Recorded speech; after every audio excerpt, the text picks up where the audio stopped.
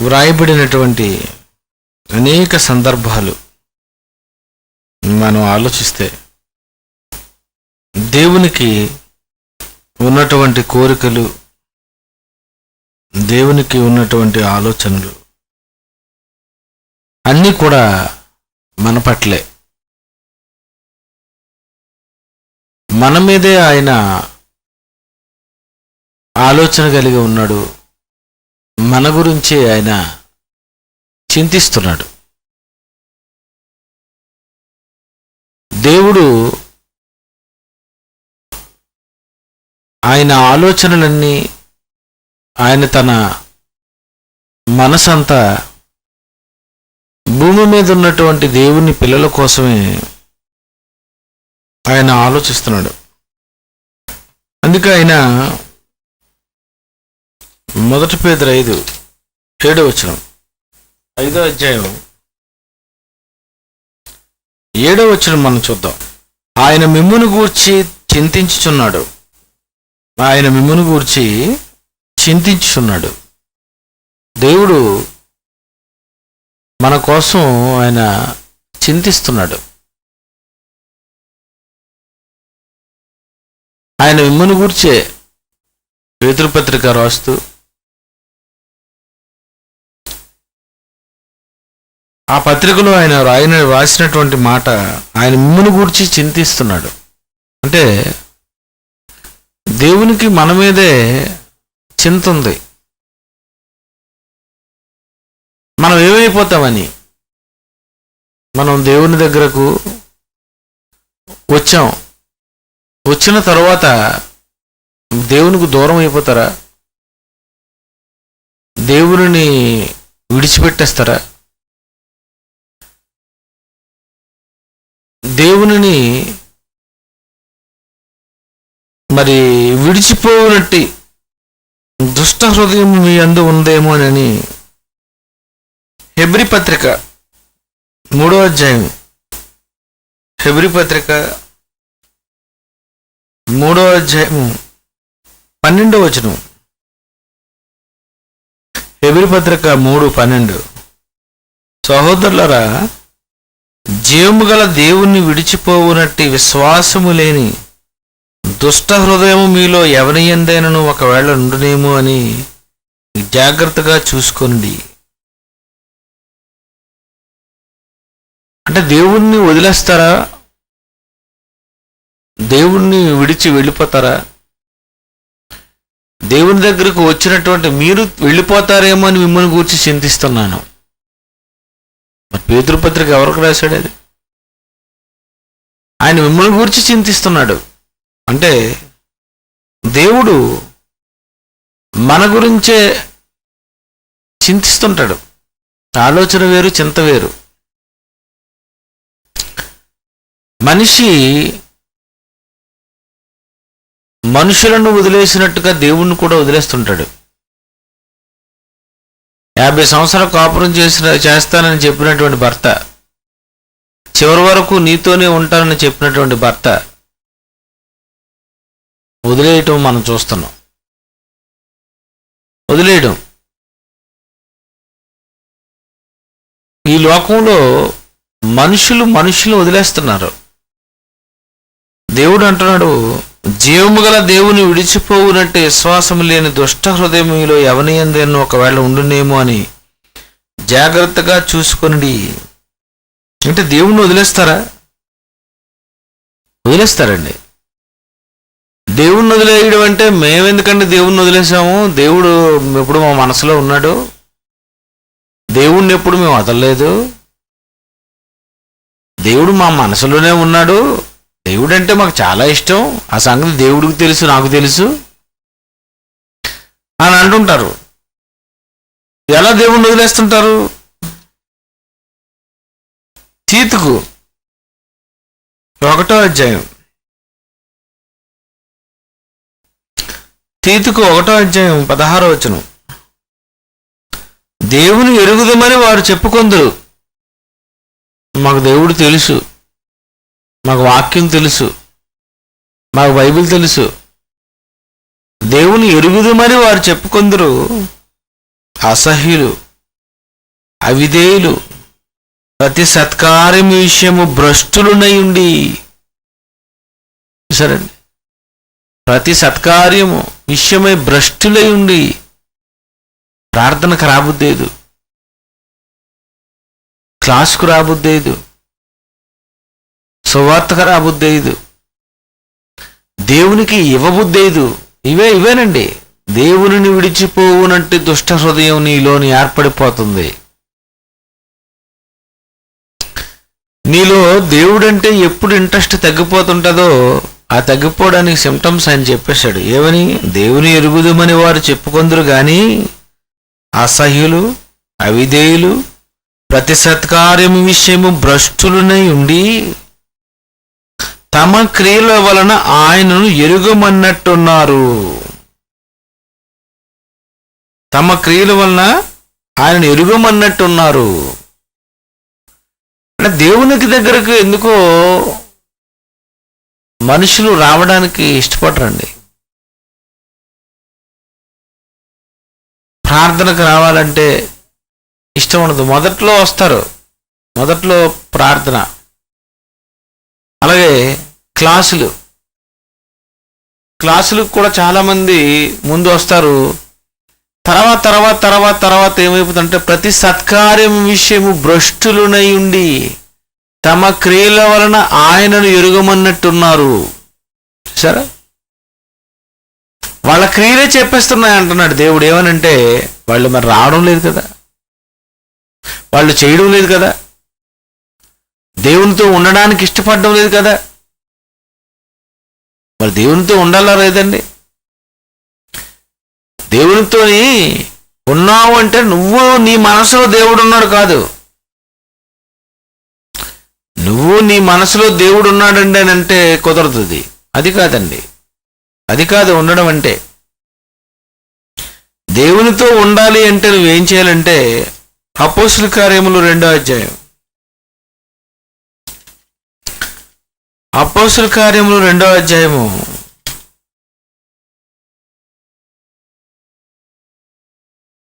42వ వచనం. వీరు అపోస్తలుల బోధ యందును, అపోస్తలుల బోధ యందును, నువ్వు అపోస్తలుల బోధ యందు ఉండాలి. నీకు ఆదివారం వాక్యం చెప్తారు,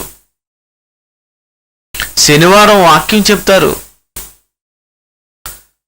శనివారం బోధ, ఆదివారం బోధ,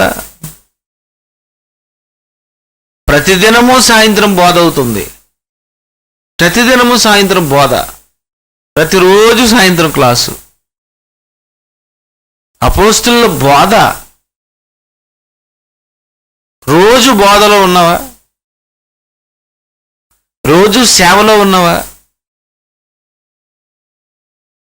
ఎవరుంటున్నారండి?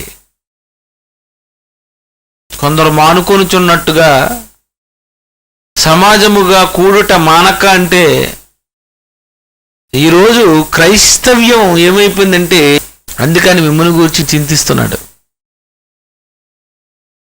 మిమ్మల్ని గురించి చింతిస్తున్నాడు ఆయన. ఎందుకంటే రాను రాను రాను రాను భక్తి సన్నగిలిపోతుంది. దేవుని ఎరుగుదు మరి చెప్పుకుంటున్నారు. ప్రతి సత్కార్యం విషయము భ్రష్టులనై ఉంటున్నారు. ప్రార్థనకు వెళ్ళాలంటే రాబుద్దేయడం లేదు. ఏం బోధ వింటాంలే, ఏం రాసుకుంటాంలే అంటే లోక సంబంధమైనటువంటి ఆశలలో మునిగిపోయారండి. ప్రపంచం అంతా అలాగే అయిపోయింది. దేవుని మీద చిరాకు వచ్చింది, అంతే కదండి. దేవుని మీద చిరాకు. విసుగక ప్రార్థన చేయండి అని అన్నాడు. అంత విసుక్కోకుండా విసుగక ప్రార్థన చేయండి అంటే అర్థం ఏంటి? చిరాకు పడకండి అని. అంతేనా? చిరాకు వచ్చింది, చిరాకు వచ్చిందండి అందరికీ. అపోస్తుల బోధ యందు ఉన్నవా? తర్వాత 2 సహవాసమందును. సహవాసం చేస్తారు. ఈ వాక్యాలు పాటించరండి. కొంతమందికి ఇవి ఇష్టం ఉండవు. ఇవి ఇవి ఎందుకో, ఇవి మాకు సంబంధించింది కాదు, మాకు ఎవరితో సహవాసం చేయవలసిన అవసరత లేదు, మాకు సంఘానికి రావలసిన అవసరత లేదు, మాకు సహవాసంతో పనేటి, మాకు వాక్యం తెలుసు, అలాగ మేమేదో సువార్త ప్రకటించుకొని వెళ్ళిపోతాం, ఎవరితో నాకు సంబంధం లేదు, మీ పని మీరు చూసుకోండి. చూసారండి ఎలా ఉంది ఈరోజు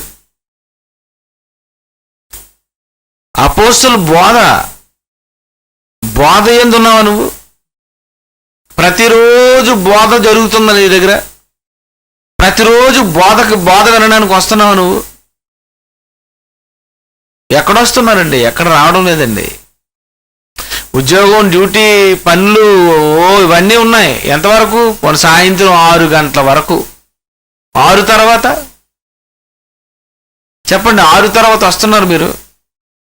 లేరండి, లేదు. ఇంట్రెస్ట్ పోయిందండి దేవుడి మీద. కారణం ఏంటంటే ఆదివారం క్రైస్తవుల్లాగా అందరూ అయిపోతున్నారు.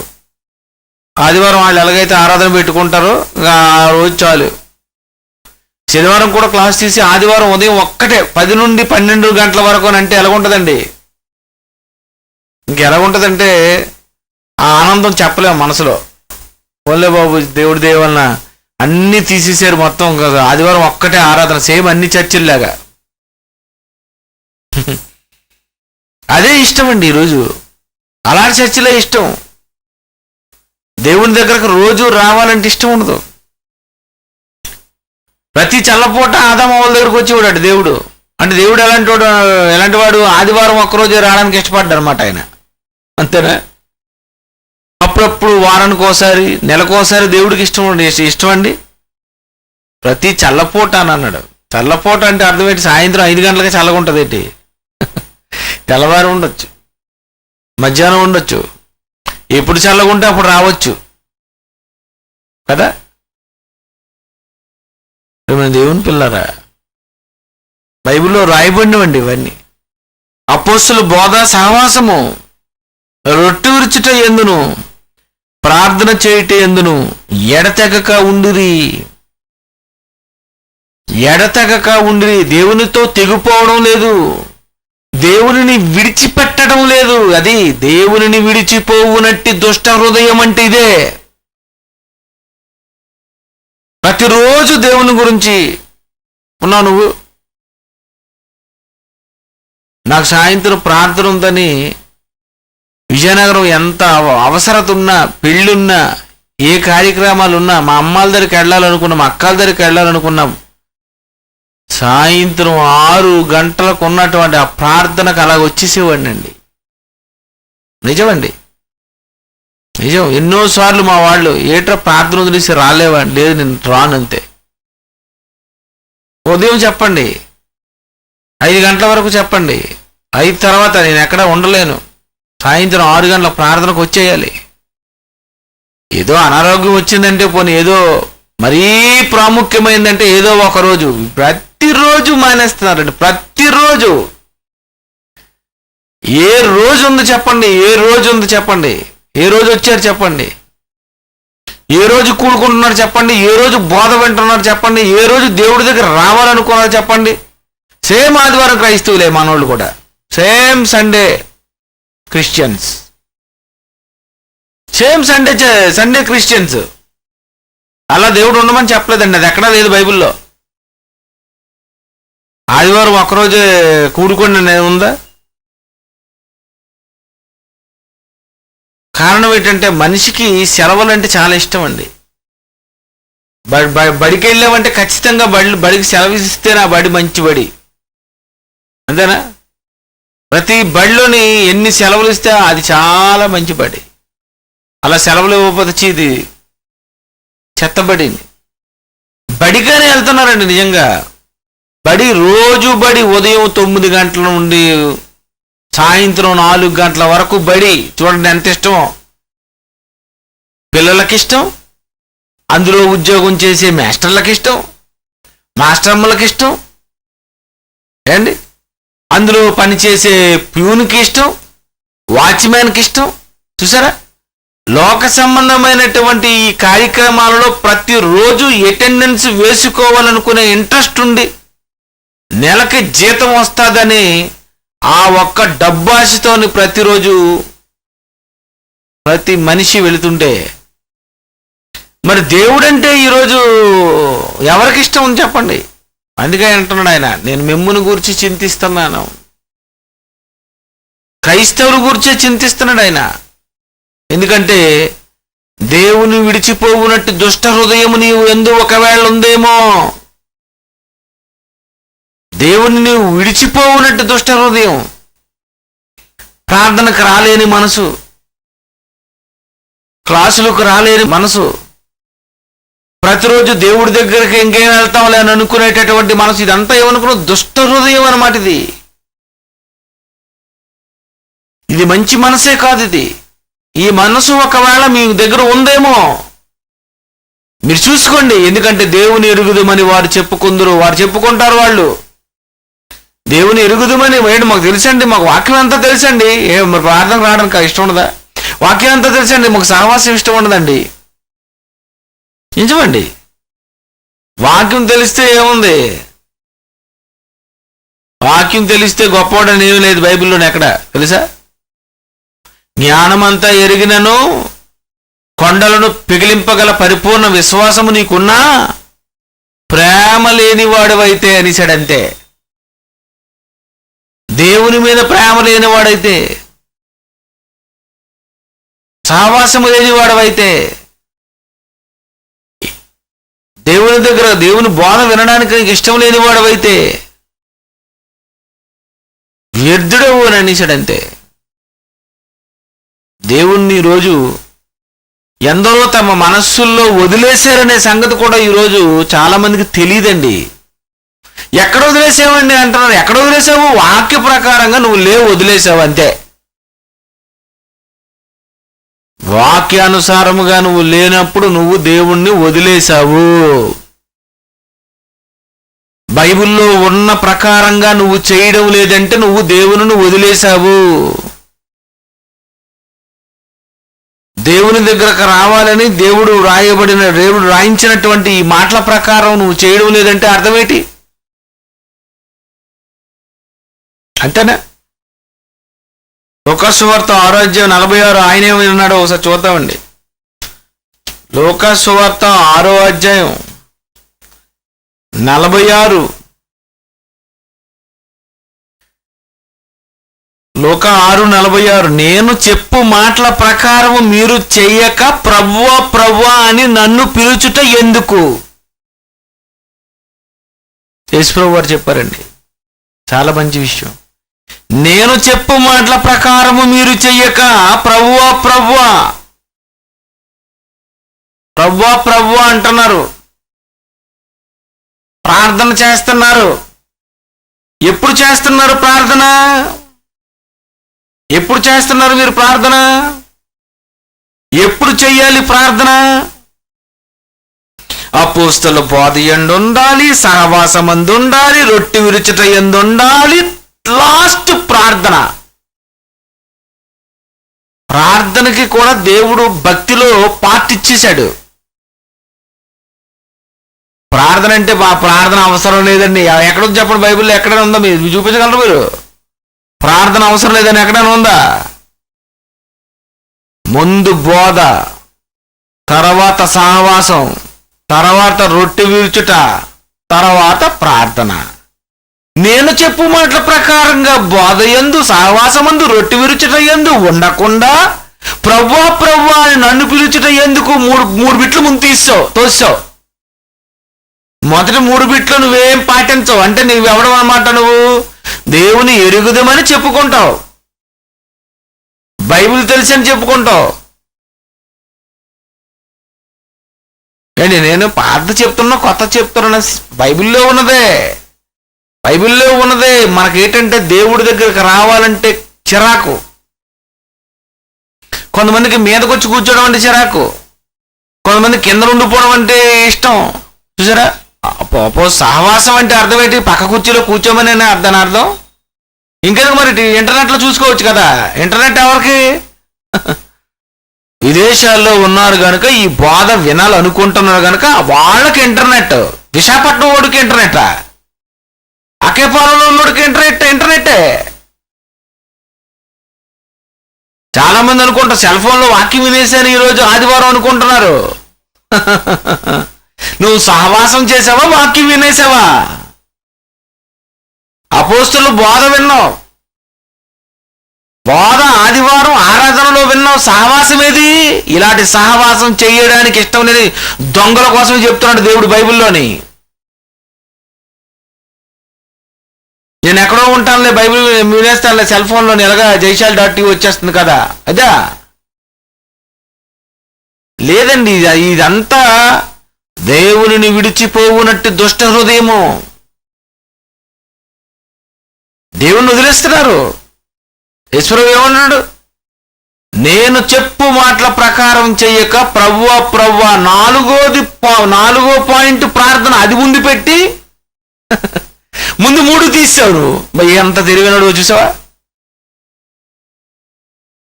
అపోస్తలుల బోధ, సహవాసం, రొట్టె విరుచుట, ప్రార్థన. ఇది ప్రార్థన ఉండాలి, బోధ ఉండాలి, రొట్టె విరుచుట ఉండాలి, దాని ముందు సహవాసం ఉండాలి, దాని ముందు బోధ ఉండాలి. దేవుడు ఏమన్నంటే నాతో ముందు మాట్లాడడం కాదు, నాతో లాస్ట్ మాట్లాడు, నా మాటలు ముందు విను అని అన్నాడు. అది బైబిల్లో రాశాడు. అంతేనా ఉంది? అపోస్తలుల బోధ, నా బోధ ముందు విను, మా వాళ్ళతో సహవాసం చేయి, 2, 3 రొట్టె విరుచు, 4 అన్ని చేసావు కదా, ఓకేనా? చెయ్యి ప్రార్థన.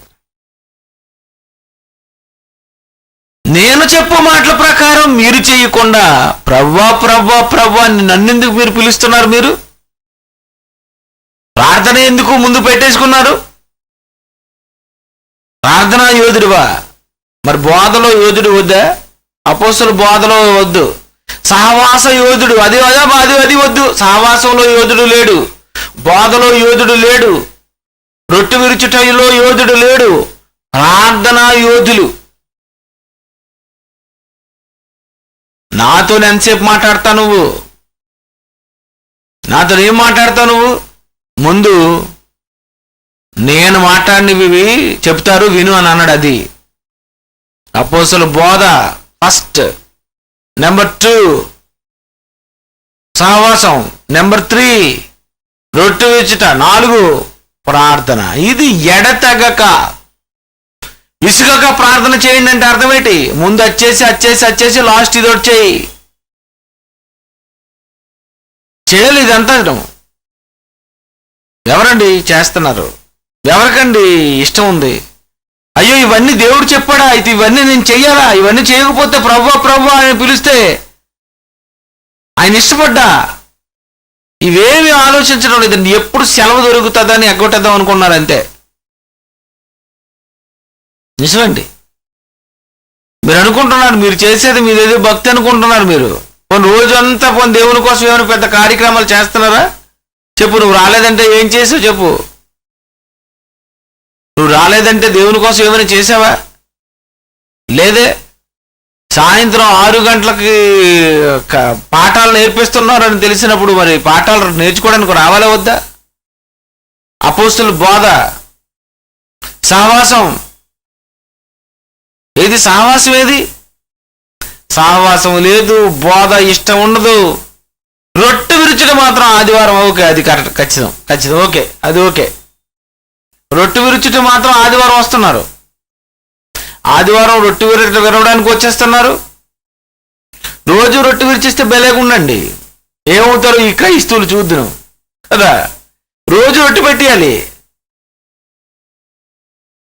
అప్పుడు రొట్టెగానే వస్తావా? రొట్టె ఉంది, ప్రార్థన ఉంది. ముందువేవి? దేవుడు చెప్పినవేవి? నిజమండి. ఈరోజు దేవునిని వదిలేస్తున్నారు. అందుకనే కుర్చీలు ఖాళీ. ఎందుకు ఖాళీ అయిపోయారు చెప్పండి? వాళ్ళు అనుకున్నారు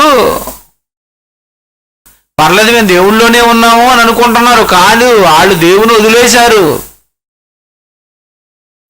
నువ్వు ఎక్కడున్నా నువ్వు ఈ టైం కల్లా ఖచ్చితంగా ఇక్కడికి రావలసిందే. నువ్వు ఒకవేళ ఈ వైజాగ్లో లేకుండా ఏదో ఒకవేళ వేరే ఊర్లో ఉంటే, ఒకవేళ అది కూడా ఏ పని మీద ఉన్నావో దాని గురించి సంజాయిషి చెప్పుకోవాలి దేవుడి దగ్గరికి. ఏదండి దేవుడంటే ఈరోజండి ఎవరు పడితే వాళ్ళ ఇష్టం అయిపోయిందండి. వాళ్ళ ఇష్టం, నా ఇష్టం అన్నారు చూశారు. నా ఇష్టం అనేది అసలు క్రైస్తవుడు అనకూడదండి. అలాగే ధనవంతుడనే దెబ్బతిన్నాడు, అంతేనా?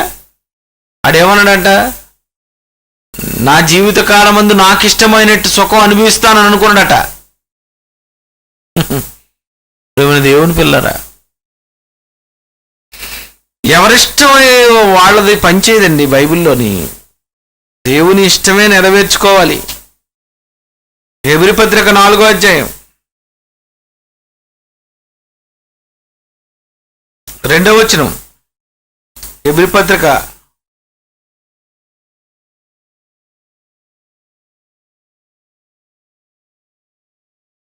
2, వారికి ప్రకటింపబడినట్లు మనకును సువార్త ప్రకటింపబడెను, గాని వారు వినిన వారితో విశ్వాసము గలవారై కలిసి ఉండలేదు. ఏంటండి ఇది? ఈ వాక్యాలు ఏమి పాటించరు కదా ప్రపంచంలో ఉన్న క్రైస్తవులు. మళ్ళీ చెప్తాను, వారికి ప్రకటింపబడినట్లు మనకును సువార్త ప్రకటింపబడెను, గాని వారు వినిన వారితో విశ్వాసము గలవారై కలిసి ఉండలేదు. అంటే కలిసి ఉండాలా? వినిన వారితో విశ్వాసము గలవారై కలిసి ఉండాలా?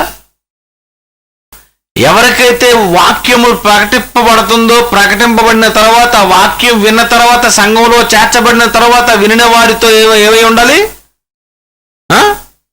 కలిసి ఉండాలటండి. సహవాసం చేయాలి. అది కలిసి ఉండడం అంటే సహవాసం. వినిన వారితో విశ్వాసము గలవారై ఉండాలి, కలిసి ఉండాలి. నువ్వు ఒకవేళ ఏదో ఊరెళ్ళిపోయావా అయితే నీకు దూరం, కానీ బోధలో కలిసే ఉండాలి. బోధలో కలిసి ఉండాలి. వినిన వారితో విశ్వాసము గలవారై ఉండాలి, కలిసి ఉండాలి. ఏది నీ ఇష్టం వచ్చినట్టు నువ్వు ప్రార్థన అంటావు, నీ ఇష్టం వచ్చినట్టు నువ్వు వేరైపోతావు, ఎవరికి ఇష్టం వచ్చినట్టుగా వాళ్ళు వెళ్ళిపోతారు. ఇదంతా బైబిల్లో లేదా? ఇది నీ ఇష్టం వచ్చినట్టుగా నువ్వు జరిపించుకోవడానికి ఏది నువ్వు చేసే కార్యక్రమాలు ఏవి బైబిల్లో ఏ వాక్యాలు చూపించలేకపోతున్నావు నువ్వు? ఏమనుంది? వారికి ప్రకటింపబడినట్లు మనకును సువార్త ప్రకటింపబడిన. ఎవరు ప్రకటించారు సువార్త? మీకు ఎవరు ప్రకటించారు? నాకైతే పిటి సుందరరావు గారు ప్రకటించారండి. నాకు ఆయనే ప్రకటించారు. వాక్యం విన్నాను, మారాను. వారికి ప్రకటింపబడినట్లు మనకును సువార్త ప్రకటింపబడిను, గాని వారు వినిన వారితో విశ్వాసము గలవారి కలిసి ఉండలేదు. ఎవరైతే సువార్త ప్రకటించారో వాళ్ళతో నువ్వు కలిసి ఉండలేదు. అంటే బైబిల్లో కలిసి ఉండమనా, విడిపోమనా? సహవాసం చేయమనా, సహవాసం వద్దనా? సహోదరులు ఐక్యత కలిగి ఉండుటే ఎంత మేలు, ఎంత మనోహరం. ఈ మాటలు చెప్పడానికే పనిచేశారు. కానీ ఏదండి, విన్న వారితో విశ్వాసము గలవారి కలిసి ఉండలేదు గనుక విన్న వాక్యము నిష్ప్రయోజనమాయను. విన్న వాక్యం ఏమైపోద్దంటే నిష్ప్రయోజనం. ఎందుకంటే నువ్వు వేరే అయిపోవాలని అనుకుంటున్నావు కనుక నువ్వు ఇంకా వేరేగానే మాట్లాడుతుంటావు. ఎందుకంటే ఈ వాక్యం ఇంకా నువ్వు మార్చేస్తుంటావు. ఈ వాక్యం ఇక్కడ హెబ్రీ పత్రిక 4వ అధ్యాయం 2వ వచనంలో ఈ మాట ఉన్నదనే సంగతి కూడా నువ్వు ఆలోచించకుండా, ఇంగిత జ్ఞానం లేకుండా మాట్లాడేస్తుంటావు. ఎందుకంటే నీకు ఈ వాక్యం ఉన్నది బైబిల్లో అనే సంగతి నువ్వు మర్చిపోతావు. ఎందుకంటే లేదు, ఎవరిష్టానుసారం వాళ్ళది, మీ ఇష్టం వచ్చినట్టు మీరు ఉండండి. దేవుడు ఇష్టం వచ్చినట్లుగా అందరూ ఉండాలి, దేవుడు చెప్పినట్టుగా అందరూ చేయాలి. పిల్లారా, దేవుని మీద మనిషికి ఇంట్రెస్ట్ తగ్గిపోతుందనే సంగతి తెలుసుకోవాలి. ప్రేమించుకునే ముందు అదిరిపోద్ది, పెళ్ళి అయిపోయిన తర్వాత కొంచెం ఇంట్రెస్ట్ తగ్గుతుంది. ఆ తర్వాత అలాగలా భార్య మీద ఏమైపోద్ది, ఏటో నన్ను పట్టించుకోవడం లేదు, నాతో ఈ మధ్య మాట్లాడడం లేదు, ఏటో మీరు అప్పుడులా లేదు. అప్పుడైతే మాత్రం చాలా నేనంటే బాగా మీకు ఇష్టం, ఇప్పుడు ఏమైంది అసలు, మీరు ఎందుకు ఇలాగైపోతున్నారు చూసారా? ఇది ఒక భార్య అడిగే మాట అయితే దేవుడు అడుగుతున్నాడు ఏమని? మొదట్లో ప్రార్థనకు బాగా వచ్చావు, సావాసం చేసావు, రొట్టె విరిచావు, ప్రార్థన చేసావు, అందరూ కలిసి ఉండాలన్నావు, ఏటి ఈ మధ్యన ఇలాగైపోయావు నువ్వు? ప్రేమ తగ్గిపోయింది, నీలో ప్రేమ చల్లారిపోయింది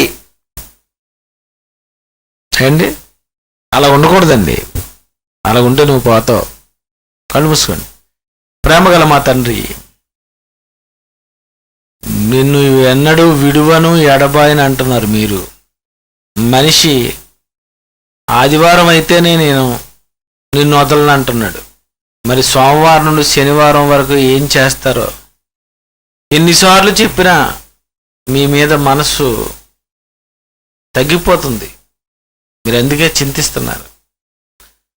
దేవుని విడిచిపోయినట్టు దుష్ట హృదయం ఒకవేళ ఉందేమో అది చెక్ చేసుకునేటట్టు సహాయం చేయండి. యేసుక్రీస్తు పేరటి ప్రార్థనకు సమర్పిస్తున్నాం తండ్రి.